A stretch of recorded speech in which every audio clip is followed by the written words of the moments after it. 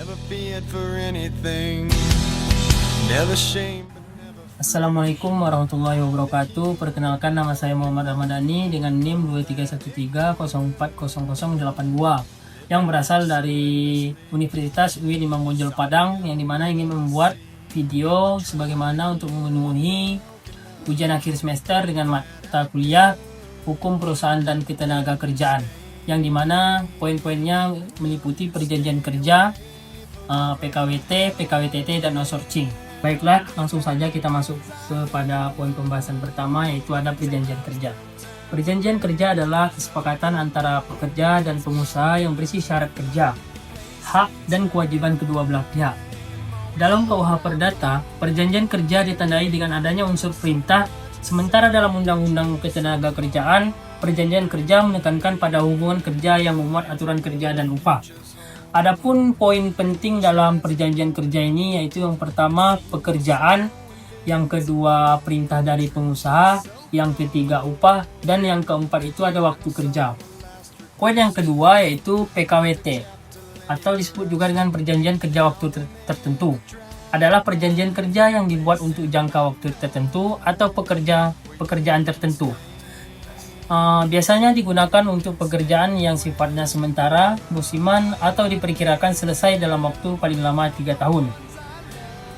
Poin-poin ini berupa wajib dibuat secara tertulis, memakai bahasa Indonesia. Yang kedua, jika tidak tertulis, otomatis berubah menjadi perjanjian kerja waktu tidak tertentu. Adapun PKWT ini tidak boleh dapat digunakan, yaitu pekerjaan sekali selesai. Kemudian pekerjaan musiman, pekerjaan jangka pendek, pekerjaan produk baru atau kegiatan baru. Adapun yang selanjutnya, berakhirnya perjanjian kerja waktu tertentu. Ketika waktu kontrak habis atau pekerjaan selesai. Selain itu dapat berakhir karena pekerjaan meninggal, terjadi kesalahan berat, atau karena keadaan memaksa.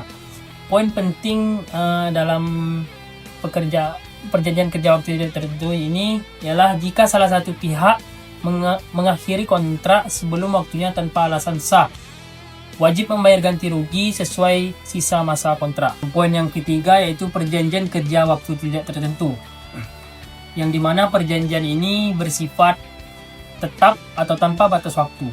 Biasanya mendapatkan perlindungan lebih seperti jaminan kepada kepastian kerja, hak cuti, dan perlindungan sosial. Kemudian syarat sah perjanjian kerja waktu tidak tertentu ini, yang dimana ada poin yang pertama, syarat material, yaitu ada kesepakatan. Para pihak cakap hukum, pekerjaan jelas, tidak bertentangan dengan hukum. Yang kedua yaitu syarat formil. Perjanjian kerja harus memuat identitas perusahaan dan pekerja, jabatan, tempat kerja, upah, hak dan kewajiban, serta tanda tangan para pihak.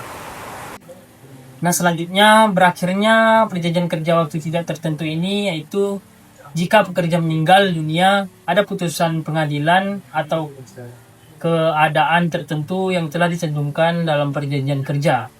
PHK juga dapat mengakhiri perjanjian kerja waktu tidak tertentu jika dilakukan sesuai prosedur. Kemudian masuk ke poin keempat yaitu outsourcing, yang dimana penyerahan sebagian pekerjaan perusahaan pada pihak ketiga, yaitu perusahaan penyedia tenaga kerja. Dalam praktik ini terdapat 3 pihak, yaitu vendor, perusahaan pengguna, dan pekerja. Poin penting dalam outsourcing ini yaitu diatur dalam pasal 64 Undang-Undang Ketenagakerjaan. Perusahaan penyedia tenaga kerja harus berbentuk badan hukum, memberikan perlindungan kerja, memiliki hubungan kerja langsung dengan tenaga kerja. Jadi dapat kita simpulkan pekerjaan outsourcing ini adalah pegawai vendor, bukan pegawai perusahaan pengguna.